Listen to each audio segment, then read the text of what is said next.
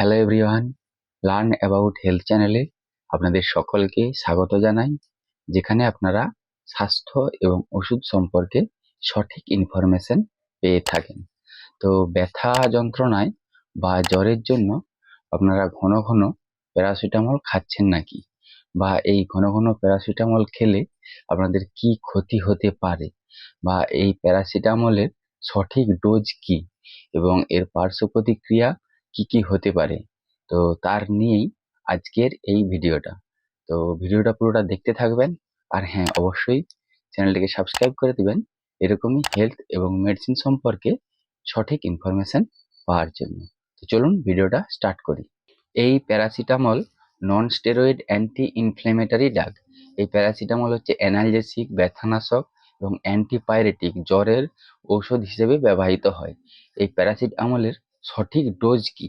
10 থেকে 15 mg পার KG body weight হিসেবে আমাদের গ্রহণ করতে হবে দিনে 3 থেকে 4 বার, সর্বাধিক 5 বার। ধরুন আপনার বডি ওজন 50 কেজি, 15 mg করে খেতে হবে, অর্থাৎ 50 ইন্টু 15, সেক্ষেত্রে হয় 750 mg। তো এই প্যারাসিটামল পাওয়া যায় 500 mg, 650 mg এবং 1000 mg।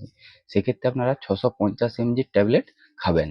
এই প্যারাসিটামল আপনি কি জন্য খাচ্ছেন? যদি জ্বর কমানোর জন্য ব্যবহার করে থাকেন, সেক্ষেত্রে একদিন কি দুদিন ব্যবহার করার পরেই জ্বর কমে যাবে, যদি ভাইরাল ফিভারের কারণে জ্বর হয়ে থাকে। যদি অন্য অন্য কারণে জ্বর হয়ে থাকে, সেক্ষেত্রে আপনার জ্বর কমবে না, তখন আপনাকে চিকিৎসকের পরামর্শ নিতে হবে। আর আপনি যদি ব্যথা যন্ত্রণা কমানোর জন্য বা অ্যাথরাইটিসের ব্যথা যন্ত্রণা কমানোর জন্য দীর্ঘদিন ব্যবহার করে থাকেন, অন্ততপক্ষে 3 মাস, 6 মাস বা 1 বছর, সেক্ষেত্রে এই প্যারাসিটামল ব্যবহার করার ফলে আমাদের রক্তে উচ্চচাপ হতে পারে, সেক্ষেত্রে আমাদের স্ট্রোক পর্যন্ত হতে পারে। আর এই প্যারাসিটামল যদি ব্যথা যন্ত্রণায়, যেমন ক্যান্সারের ব্যথা যন্ত্রণায় বা অ্যাথরাইটিসের ব্যথা যন্ত্রণায় ওভারডোজ বা অত্যধিক মাত্রায় দীর্ঘদিন ব্যবহার করতে থাকেন, তাহলে কি হবে, আমাদের স্ট্রোক হওয়ার সম্ভাবনা বেড়ে যায়। এই প্যারাসিটামলের কিছু পার্শ্ব প্রতিক্রিয়া হতে পারে। যদিও প্যারাসিটামলের পার্শ্ব প্রতিক্রিয়া খুবই বিরল, তবুও কিছু কিছু ক্ষেত্রে প্যারাসিটামলের পার্শ্ব প্রতিক্রিয়া দেখা যায়। যেমন মাথা ধরা, মাথা ঘোরা, বমি বমি ভাব হওয়া বা বমি হওয়া, পেট খারাপ হওয়া, পেটে ব্যথা হওয়া, পাতলা পায়খানা হওয়া, কোষ্ঠকাঠিন্য হওয়া, আবার আমাদের চামড়ায় ফুসকুড়ি হওয়া প্রভৃতি পার্শ্ব প্রতিক্রিয়া হতে পারে। এই প্যারাসিটামলের কিছু সতর্কতা আছে।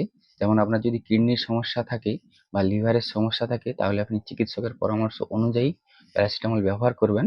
আর স্তনদায়ী এবং গর্ভবতী মাতাদের অল্প মাত্রায় ব্যবহার করতে হবে। এই প্যারাসিটামল ওভারডোজ এবং দীর্ঘদিন ব্যবহার করলে আমাদের বিপজ্জনক পরিস্থিতি সৃষ্টি হতে পারে। যেমন আমাদের কিডনির সমস্যা হতে পারে, লিভার ড্যামেজ হতে পারে, প্যানক্রিয়াসের ক্ষতি হতে পারে, বা আমাদের স্ট্রোক হতে পারে, হার্ট অ্যাটাকের মতো সমস্যা হতে পারে, এমনকি মৃত্যু পর্যন্ত হতে পারে। তাই আপনারা যদি বুঝতে পারেন যে প্যারাসিটামলের ওভারডোজ হয়ে গেছে, তৎক্ষণাৎ চিকিৎসকের পরামর্শ নেবেন। তো এই ছিল ঘন ঘন যদি প্যারাসিটামল ব্যবহার করেন তার থেকে আমাদের কি হতে পারে এবং প্যারাসিটামলের সঠিক ডোজ কি, তার নিয়ে সম্পূর্ণ বিবরণ। এর বাইরেও যদি আপনাদের কিছু জানার থাকে, তাহলে অবশ্যই কমেন্ট করে জানাবেন, আর চ্যানেলটিকে অবশ্যই সাবস্ক্রাইব করে দিবেন। আপনারা সকলে বেশ ভালো থাকবেন, সুস্থ থাকবেন। ধন্যবাদ।